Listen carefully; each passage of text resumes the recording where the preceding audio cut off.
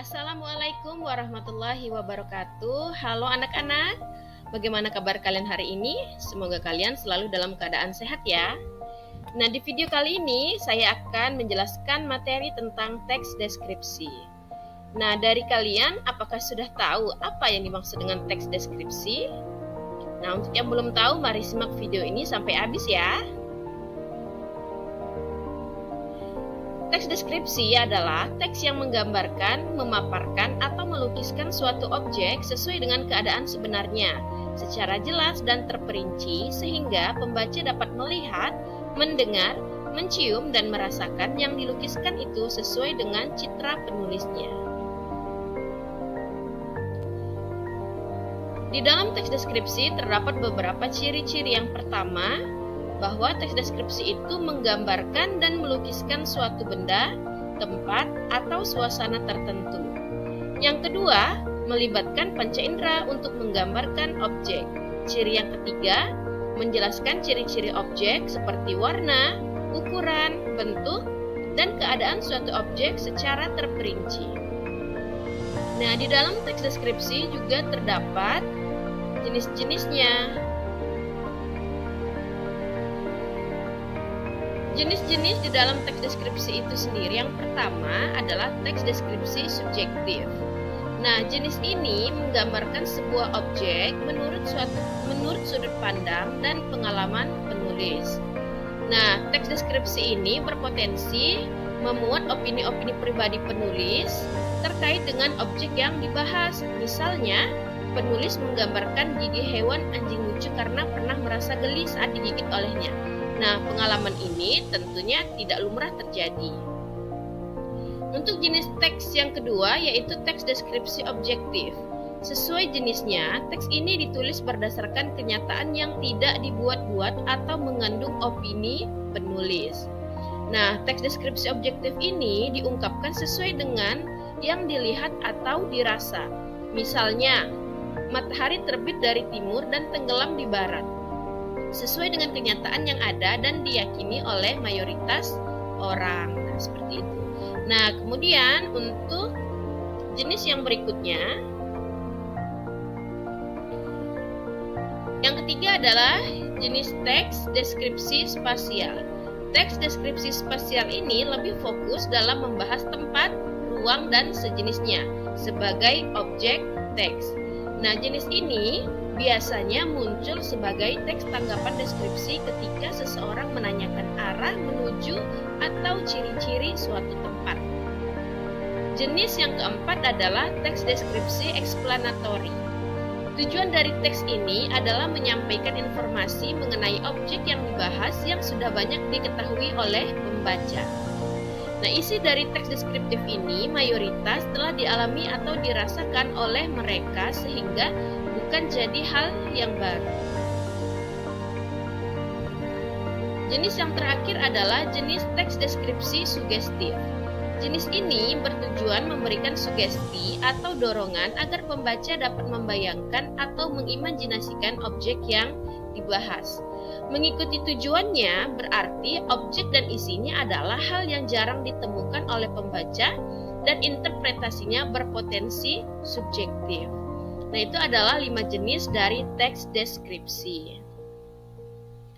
Selanjutnya adalah struktur. Nah, struktur yang pertama ini kita kenal dengan yang namanya struktur deskripsi umum.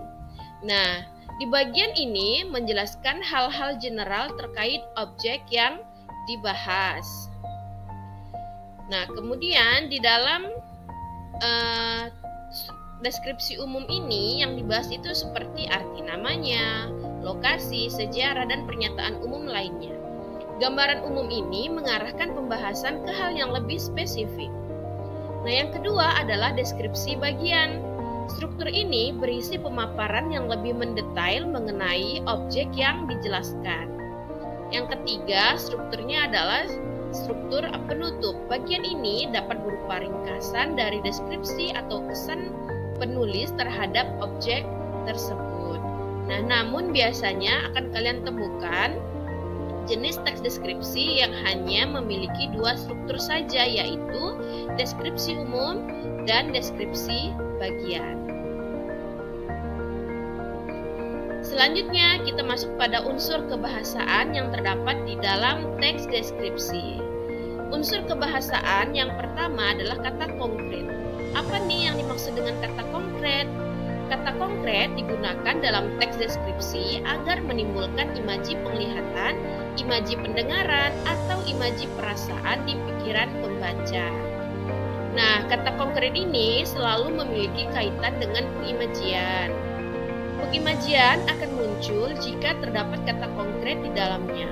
Contoh kata konkret yang digunakan dalam teks deskripsi berjudul Istana Kadriah Kesultanan Pontianak yaitu kursi singgasana, tempayan, keris pusaka, tombak penobatan, pedang, baju kesultanan, dan cermin seribu.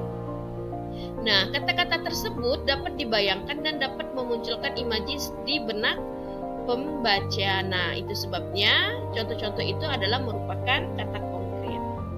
Yang kedua adalah kata sifat.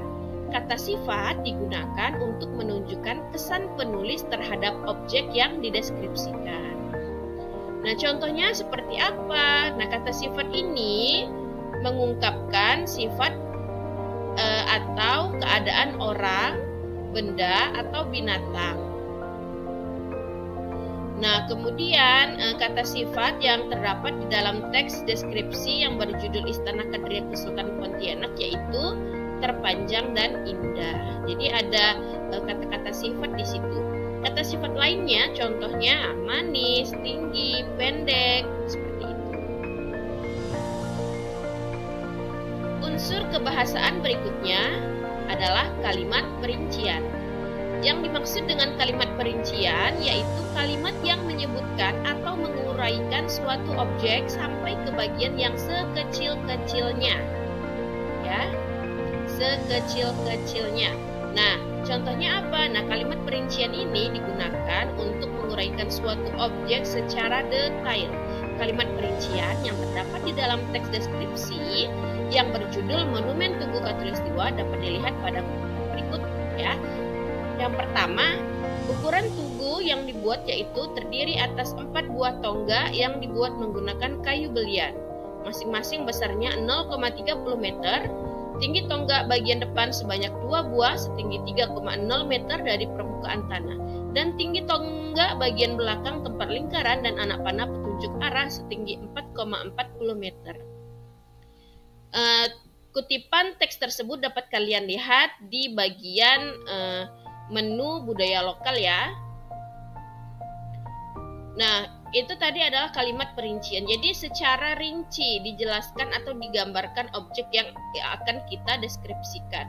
Nah, perincian itu biasanya ditandai dengan adanya tanda koma. Kebahasaan selanjutnya adalah majas personifikasi. Majas personifikasi merupakan gaya bahasa yang mengumpamakan benda mati seolah-olah hidup seperti manusia. Nah, majas ini digunakan untuk menambah kesan penginderaan yang lebih imajinatif. Contoh majas personifikasi dapat dilihat pada kutipan teks ya yang berjudul. Untuk contohnya dapat kalian lihat di dalam teks yang berjudul Istana Kadriah. Kalian bisa lihatnya di menu budaya lokal ya. Nah, di sini ada contohnya. Wisatawan yang akan memasuki istana ini akan disambut 3 meriam yang ada di depan istana. Nah, penggunaan majas personifikasi tersebut menunjukkan kesan penginderaan secara visual dengan bahasa yang lebih menarik dan imajinatif. Di mana nih letak majas personifikasinya? Yaitu pada kata disambut oleh 3 meriam. Nah, kalau dipikir-pikirkan ya, meriam itu kan tidak bisa menyambut ya, karena meriam itu benda mati bukan benda hidup. Nah, namun karena adanya tadi sentuhan dari majas personifikasi ini, maka kalimat ini adalah termasuk dalam majas personifikasi yang benda mati itu seolah-olah seperti manusia. Nah, itu adalah unsur kebahasaan yang terdapat di dalam teks deskripsi. Nah, selanjutnya saya mau mengajak kalian untuk berlatih menulis teks deskripsi. Nah, namun sebelum itu tentu kalian harus tahu terlebih dahulu langkah-langkah apa saja yang harus dilakukan dalam menulis teks deskripsi. Nah, langkah yang pertama di dalam menulis teks deskripsi adalah menetapkan tema. Nah, yang pertama itu adalah menetapkan tema. Nah, yang dimaksud dengan tema itu merupakan gagasan, persoalan, atau masalah yang akan dikemukakan dalam tulisan. Nah, penentuan tema juga dapat dilakukan dengan menentukan objek yang akan dideskripsikan. Objek yang dideskripsikan ini dapat berupa makanan tradisional, adat istiadat, rumah adat, pakaian adat, senjata tradisional, dan lainnya. Yang kedua, setelah kalian menentukan tema, yang kedua adalah mengamati objek. Nah, setelah menentukan objek yang akan dideskripsikan, tahapan selanjutnya ialah mengamati objek. Amati ciri khas yang terdapat pada objek yang dideskripsikan. Contoh yang dapat diamati yaitu dari warnanya, bentuk, tekstur, dan ciri khas lainnya yang terlihat pada objek. Langkah yang ketiga adalah menyusun kerangka tulisan. Fungsi kerangka tulisan adalah menjaga tulisan agar topik tidak meluas. Misalnya, kamu akan menulis teks deskripsi tentang rumah adat, yaitu rumah adat Melayu. Nah, hal-hal yang dapat kalian sampaikan berkaitan dengan bentuk rumahnya, warna rumah, dan berkaitan dengan rumah adat tersebut. Nah, agar lebih mudah dalam memahaminya, buatlah ke dalam bentuk tabel. Contohnya, hal yang dideskripsikan itu apa, kemudian deskripsi rinciannya seperti apa, bentuknya seperti apa, kayak gitu. Nah, kemudian langkah yang keempat adalah mengembangkan kerangka karangan. Setelah membuat kerangka tulisan, tahapan selanjutnya ialah mengembangkannya. Hal yang tetap harus diperhatikan yaitu menjaga kesesuaian ejaan dengan kaidah keefektifan kalimat dan kepaduan paragraf. Nah, itu adalah 4 langkah yang harus kalian lakukan ketika kalian hendak menulis teks deskripsi. Setelah kalian tulis, tentunya harus kalian sunting dulu. Apa nih yang dimaksud dengan penyuntingan? Nah, ketika kalian mau mempublish atau mempublikasikan hasil tulisan kalian, tahapan yang harus kalian lakukan itu terlebih dahulu adalah menyunting. Ya, menyunting teks tersebut. Menyunting itu apa? Seperti mengedit dulu sebelum kalian publikasikan. Nah, menyunting teks deskripsi itu bisa dilakukan. Yang pertama itu penggunaan huruf kapitalnya. Jadi harus dicek kembali tulisan yang sudah kalian buat itu. Nah, di dalam menyunting ini dapat diartikan sebagai langkah memperbaiki teks, sehingga naskah siap untuk dipublikasikan kepada pembaca. Selain struktur teks tadi yang harus diperhatikan, di dalam menyunting teks deskripsi ini juga harus memperhatikan penggunaan huruf kapital, penggunaan tanda baca, dan penulisan kata depan di. Nah, untuk penggunaan huruf kapital ini digunakan sebagai huruf pertama nama geografi seperti Provinsi Kalimantan Barat, Kabupaten Sambas. Nah, itu penggunaannya harus menggunakan huruf kapital di awal kata nama geografi ya. Nah, kemudian yang kedua adalah penggunaan tanda baca. Nah, selain penggunaan huruf kapital, ada hal lain yang perlu diperhatikan, yaitu penggunaan tanda baca. Tanda baca koma, tanda baca titik itu juga harus diperhatikan. Kemudian yang ketiga adalah penggunaan atau penulisan kata depan di. Nah, kesalahan umum yang sering ditemukan dalam sebuah tulisan ialah penggunaan atau penulisan kata depan di. Kata depan di ini sering bertukar penggunaannya dengan imbuhan di. Nah, berdasarkan kaidah, harusnya kata depan itu ditulis terpisah dengan kata yang menyertainya. Seperti kata di depan, di belakang, antara di dengan kata depan itu harusnya diberi spasi atau jarak. Nah, berbeda dengan penggunaan imbuhan di. Kalau imbuhan di itu harus ditulis serangkai dengan kata yang menyertainya. Contohnya dibaca, dikeluarkan. Nah, kata-kata itu harusnya tulisannya digabung. Nah, seperti itu. Jadi, untuk menyunting kalian bisa memperhatikan penggunaan huruf kapital, tanda baca, dan penulisan kata depan di. Nah, ini untuk referensinya. Nah, bagaimana penjelasannya? Menarik bukan tentang teks deskripsi?